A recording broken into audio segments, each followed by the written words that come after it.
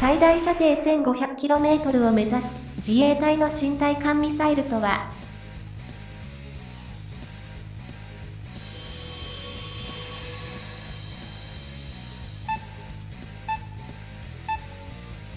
近藤です。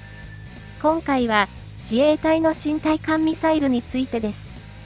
防衛装備庁は2017年度より2022年度完了を目指して、12式地対艦ミサイルの射程を延伸させ、防衛通信衛星経由でのデータリンクに対応する等の改良を加えた、12式地対艦ミサイル海を研究開発中ですが、2020年12月の閣議決定により、さらに射程を延伸させた新型のミサイルの研究開発を行うこととなりました。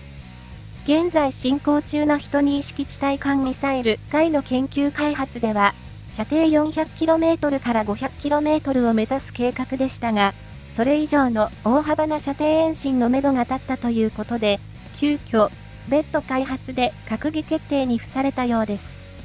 これにより、新地対艦誘導弾新 SSM という名称で、新たに開発が始まります。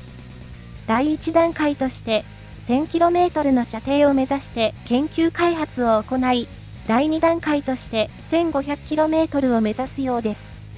また、ミサイルにステルス性能を持たすことと、陸海空から発射できるマルチプラットフォーム化も決定しております。2021年度より、新たな事業として開始され、2025年完了を目指して、394億円の予算が計上されております。マルチプラットフォーム化により、地対艦、空対艦、艦対艦の開発が同時に行われる予定です。防衛省が発表した資料は、2017年度の要素技術の研究時の資料ですが、翼をつけ、ステルス形状となっており、概算要求では、上部に空気取り入れ口がありましたが、事前の事業評価ではなくなっています。事前評価の方が資料としては新しいので、この角度から見えないということは、おそらく空気取り入れ口は下に取り付けることになったのでしょう。超低空で飛行する巡航ミサイルなので、空気取り入れ口は下にあった方がステルス性能が上がります。敵のレーダー波は前後左右と上から来る可能性はありますが、下から来る可能性はほぼありません。そのため下に変更したのでしょ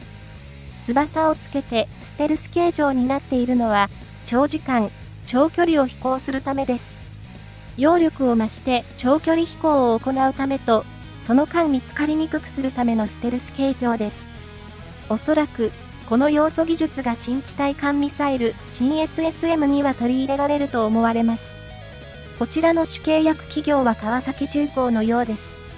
2021年度予算で開発開始となりますが、開発はすでに始まっていると思われます。日本の対艦ミサイルは諸外国に比べ、性能的には高いものが作られてきていると思いますので、新しいミサイルにも期待できるのですが、今回は過去のミサイルについても振り返ってみたいと思います。日本の対艦ミサイルは、1980年に正式化された空対艦ミサイルである80式空対地誘導弾、通称 ASM-1 から始まります。ASM-1 は、中間段階は管制誘導、終末段階ではアクティブレーダー誘導のロケットエンジンミサイルです。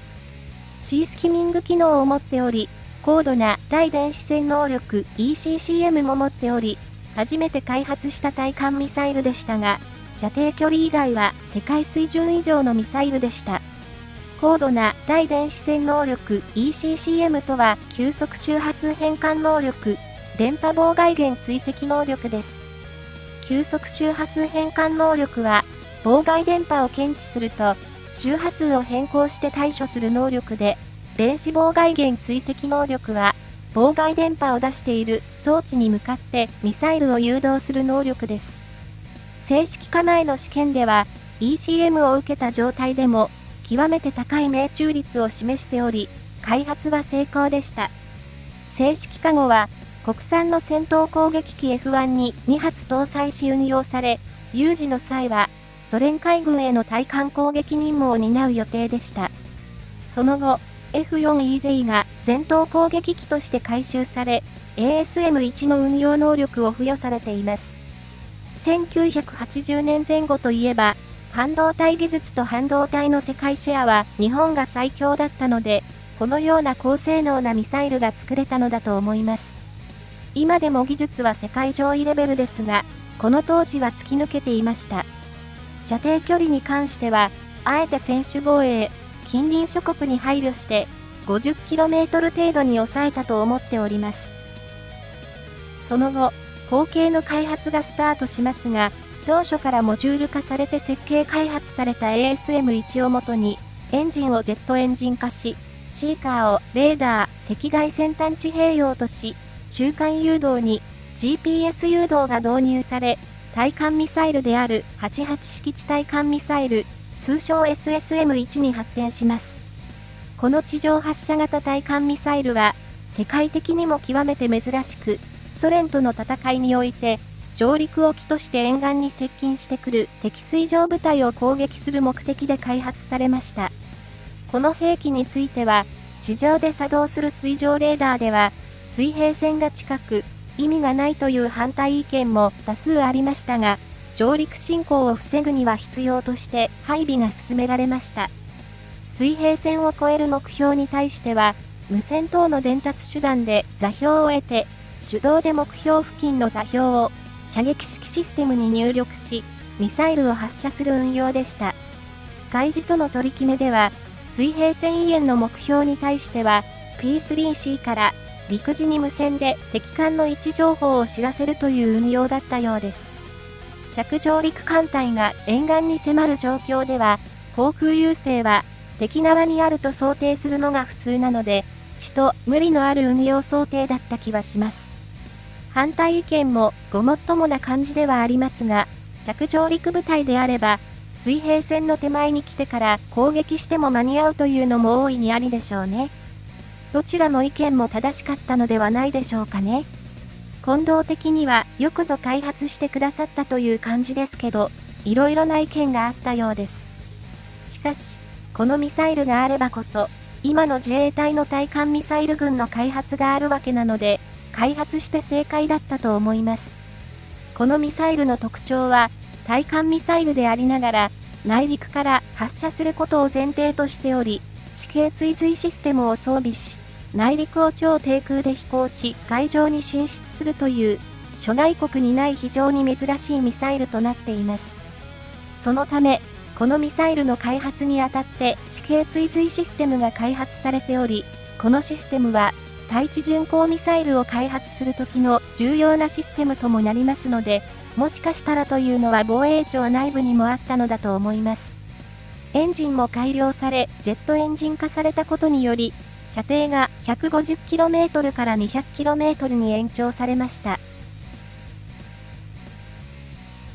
その後も引き続き、対艦ミサイルの研究開発は続き、護衛艦搭載用の90式艦対艦ミサイル、対戦哨戒機用91式空対艦ミサイル、戦闘機用93式空対艦ミサイルへと発展し、地上発射型の12式地対艦ミサイル、護衛艦搭載用の7式艦対艦ミサイルが正式化され、別系統のエンジンを搭載した超音速対艦ミサイル ASM-3 も並行して開発されています。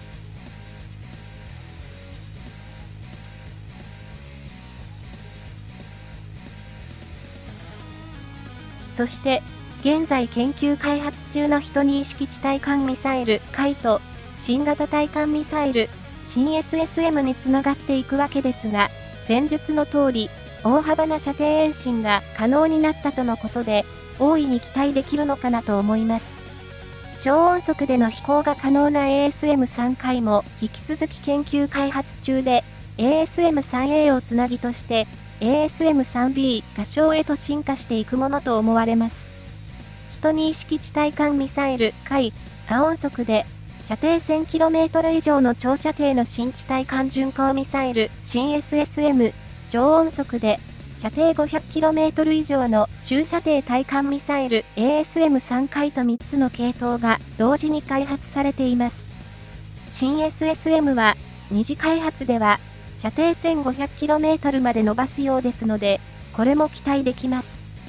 ただし、巡航ミサイルですので、直線的に敵に向かっていかない攻撃方法もあるので、有効射程となれば、6割から9割程度で想定しておいた方が良いのかもしれません。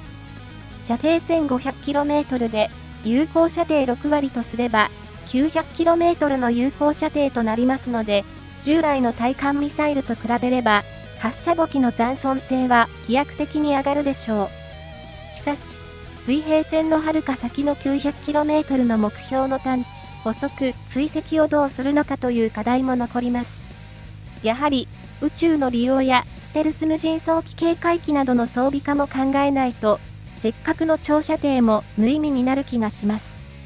空中監視網の整備も早めに着手していただきたいです。その上で、これらの技術を使用した対地巡航ミサイルの開発につながっていけばと個人的には思ったりします。近藤は、防衛省は対地巡航ミサイルの開発も想定済みだと思います。あとは政治が決断するだけだと思います。長距離を飛翔できる推進系統の技術があり、GPS、INS の技術があり、地形追随システムもありますので、あとは弾頭だけ開発できれば、対地ミサイルの完成となります。簡単ではないのはわかりますが、要素技術は揃っているので、対地弾頭を開発するかどうか、あとは誰かが決断するだけでしょう。当初防衛でも、対地ミサイルで、事前に攻撃を行い、陸上部隊の奪還作戦になると思うので、広大な領土と領海がある我が国には、長射程の対地ミサイルが必要です。敵基地や敵攻撃削減地に使うかどうかは、後日の政治判断で構わないので、当初防衛に必要な長距離対地ミサイルとして早めに開発しましょう。弾頭は、貫通弾タイプとクラスター弾タイプが必要になるでしょうが、日本はクラスター弾禁止条約を批准しておりますので、クラスター弾頭は装備できません。代わりに、EFP 弾頭と呼ばれる金属の塊を固弾として拡散投下する弾頭を、当初防衛用滑空ミサイル向けとして研究開発中ですが、固弾が爆発しないので、クラスター弾より効果は落ちるでしょう。EFP 弾頭では、レーダー装置そのものや装甲化されていない、または装甲が薄い車両、露出した兵器や航空機、艦船の上部構造物などの破壊は可能でしょうが、バンカーなどに格納されているものは破壊できないですし、人員の殺傷にも向きません。また、滑走路の破壊も、固弾が貫通した跡が残る程度で、長期に使用不能にするまで破壊するのは難しいでしょう。貫通弾タイプは、艦船用のシーバスター弾頭が開発中ですが、対地攻撃用のバンカーバスタータイプは研究開発も行われていませんので、やはり問題は弾頭でしょう。弾頭の研究開発だけでもすぐに始めるべきではないでしょうかね。日本は陸海空、そして海中から敵艦を攻撃できる対艦装備を国産または輸入して装備しています。国産兵器は性能も高いのですが、近隣諸国への配慮と専守防衛という呪縛のため、長射程のものをあえて開発してきませんでした。自国を守るという国内問題であるにもかかわらず、無駄に近隣諸国に配慮し、近隣諸国はこれを外交の道具として外交問題にし、巧妙に利用してきました。政府は、このような近隣諸国に気を使いすぎた外交はやめ、防衛に関しては、自国を守るために何が必要かだけを念頭に、真剣に防衛力を整備していただきたいです。自分の国を守るのに、他国の顔色を伺う必要などないと思います。改良型の対艦ミサイルや新型対艦ミサイル、期待しております。